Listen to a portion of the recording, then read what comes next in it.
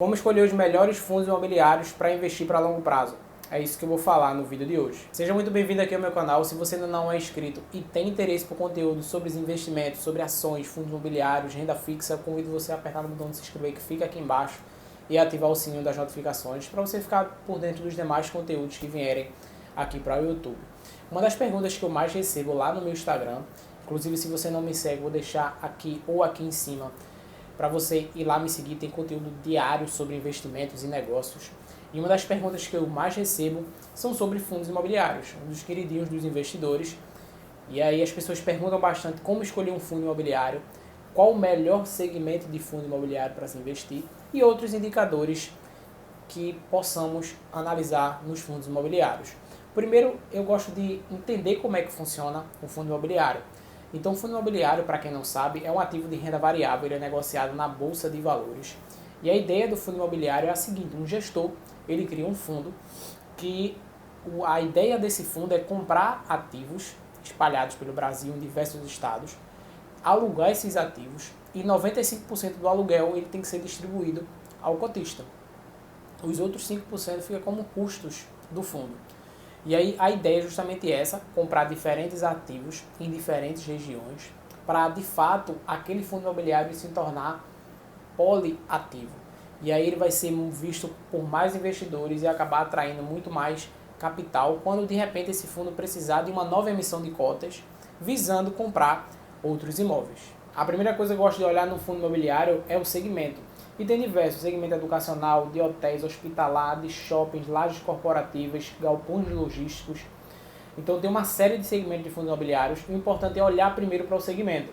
Eu sei que foi algo atípico, mas em plena pandemia, quando os shoppings estavam fechados, os fundos imobiliários de shopping foi um dos que mais sofreram. Isso porque, se eles não estavam recebendo aluguéis, eles não tinham como pagar os dividendos aos cotistas. E uma das características dos fundos imobiliários que acaba atraindo bastante investidores é justamente isso, eles têm a característica de pagar dividendos todos os meses. Então a pessoa meio que conta com aquele dividendo mensalmente, seja para complementar a renda ou fazer algo diferente no mês, ou simplesmente para reinvestir os dividendos e ir criando uma bola de neve. Então esse segmento foi muito afetado. Já em contrapartida, o segmento logístico vem crescendo muito nos últimos anos. Isso porque o costume das pessoas mudaram e as pessoas estão comprando muito mais online, no e-commerce, então essa demanda por galpões logísticos acabou crescendo muito. Um outro ponto é o portfólio e o número de ativos. Porque imagina um fundo imobiliário que tem um único ativo para um único inquilino. Quando esse inquilino entregar esse imóvel, que pode acontecer a qualquer momento, o contrato pode ser suspenso ou algo assim, muito provavelmente esse fundo vai demorar alguns meses para fazer uma reforma naquele imóvel, até encontrar um novo inquilino que esteja disposto a pagar aquele valor de aluguel. Então isso demora alguns meses. Então imagina, se você tem fundo imobiliário que só tem um único imóvel e de 12 meses do ano esse fundo passa 5 meses sem pagar dividendos, então vai fazer diferença naquele dividendo recebido. Então é importante que você procure fundos imobiliários multi-imóveis, porque no outro cenário, um fundo imobiliário que tem 10 ativos em carteira, apenas um é entregue ao inquilino, muito provavelmente vai ser pouco impactado no dividendo que é pago todos os meses ao cotista. Já outra questão é a gestão. Para fundo imobiliário, a gente tem duas diferenças. A gente tem a gestão passiva e a gestão ativa. A gestão passiva é quando o fundo imobiliário ele está sempre buscando um benchmark, representar um benchmark. Então vamos supor que o benchmark de um fundo imobiliário geralmente é o IFIX, que é o índice dos fundos imobiliários. Então a intenção dele seria igualar o resultado do IFIX todos os meses. Já quando a gente olha para a gestão ativa de um fundo imobiliário, é justamente aquilo que eu falei no começo. Tem um gestor responsável para gerir aquele fundo. Então o gestor toma decisões próprias. O gestor escolhe quais ativos vão ser comprados, quais ativos possivelmente podem ser vendidos. Então tudo isso vai impactar na hora de você escolher um fundo imobiliário.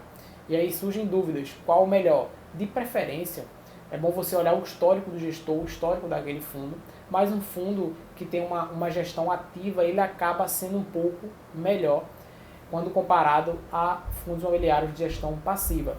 Geralmente, de gestão ativa, eles têm uma taxa de administração um pouco maior, até porque tem um gestor responsável na tomada de decisões. Outros indicadores são o preço sobre o valor patrimonial e o valor patrimonial por cota. É importante que, quando na hora que você for investir, comprar um fundo imobiliário, uma ação, alguma coisa do tipo, você não pague caro por aquilo dali. Então, o preço sobre valor patrimonial é para você balancear o quanto aquele fundo imobiliário, aquela cota, ela está cara ou barata no mercado. Então, imagina que o valor patrimonial por cota do fundo imobiliário HGLG, por exemplo, seja de R$100. E aí o fundo imobiliário HGLG está sendo negociado a R$120. Então, ele vai ter um preço sobre valor patrimonial de 1,20. Você está pagando cerca de 20% a mais do que o que realmente vale aqueles imóveis. Já em contrapartida, quando o valor patrimonial por cota vale R$100, mas o fundo está sendo negociado a 90 ou 85, então você está tendo um desconto ali muito próximo de 15, de 10 a 15% por cota. Isso acaba sendo uma maneira dos investidores se balancear e ver se de fato aquele fundo imobiliário está muito barato ou está muito caro. Só que em contrapartida, são pessoas que avaliam esses imóveis. E aí os imóveis eles tendem a valorizar com o tempo, são reajustados pela inflação, os contratos de aluguéis e consequentemente o preço dos imóveis tende a chegar muito próximo daquilo que é a inflação. E aí a gente tem cenários diferentes na hora de avaliar esses imóveis. Quem avalia às vezes pode estar avaliando por um cenário mais pessimista, então acaba avaliando aqueles imóveis um pouco mais abaixo do valor de mercado que eles realmente valem.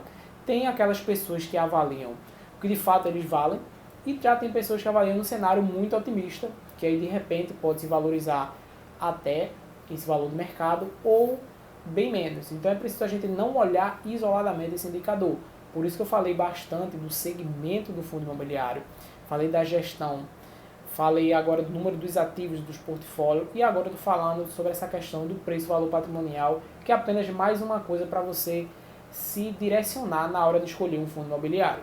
Dividend yield, eu deixei essa parte por último porque geralmente os investidores gostam de olhar primeiro o dividendo, o valor do dividendo a ser pago em percentual, e aí acaba comprando alguns fundos imobiliários, algumas ações até mesmo, porque pagam um dividendo muito alto, ou pelo menos pagou um dividendo muito alto. Só que a gente tem fatos não recorrentes. Então imagina que um fundo imobiliário tem, sei lá, 15 ativos na sua carteira e ele de repente vende um ativo por algumas centenas de milhões. Então essa venda ela vai representar um dividend yield alto, muito grande, quando a empresa ela pagar os cotistas. Então quando você vai lá pesquisar sobre o fundo imobiliário, vai ver que no mês de maio, por exemplo, a empresa pagou, habitualmente pagar R$1 por cota, ela pagou R$3,50 por cota. Então algumas pessoas vendo esse cenário acabam que achando que ele vai se perpetuar nos próximos meses, o que pode não acontecer devido se for um fato não recorrente, porque essa venda ela não vai acontecer todos os meses, a não ser que o fundo saia vendendo vários ativos, só que não é muito comum de acontecer. Então é importante você deixar esse dividend yield um pouco mais em segundo plano, olhar essas outras métricas que eu falei e deixar o dividend yield por último. Claro, ele é importante e quanto maior, de certa forma, melhor, mas é importante você ver o quanto esse dividendo que está sendo pago aos cotistas todos os meses é saudável, porque se você está investindo em fundo imobiliário, você está procurando uma renda mensal, entre aspas, garantida. Então você está procurando uma renda mais estável possível. Se você investe no fundo imobiliário que pagou um dividendo muito alto, mas foi um fato não recorrente, você pode acabar comprando fundo imobiliário apenas pelo dividendo e depois acabando tendo que vender porque aquele valor por cota sendo pago ele não se perpetuou nos próximos meses. E outro ponto também é o valor em caixa. É uma coisa que poucos investidores olham, mas eu gosto de olhar bastante, porque imagina, de tempos em tempos aparecem algumas barganhas no mercado, tanto no mercado imobiliário, quanto no mercado acionário, quanto na economia real. Então, fundos imobiliários que estão capitalizados e têm dinheiro em caixa, em possíveis oportunidades, eles acabam aproveitando. Porque se o fundo imobiliário ele não tem valor em caixa, não tem dinheiro em caixa, então ele ainda tem que emitir novas cotas, passa por um processo até de fato ele conseguir se capitalizar e comprar aquele imóvel.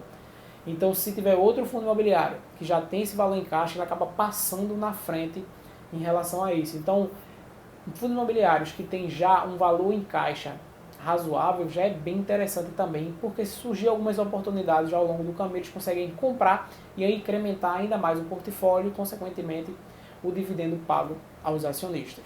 Bem, esse foi o vídeo de hoje. Me diga aqui se você curtiu essa maneira de analisar fundos imobiliários e também como você analisa os fundos imobiliários na hora de escolher os seus fundos. Bem, a gente se vê no próximo vídeo. Tchau!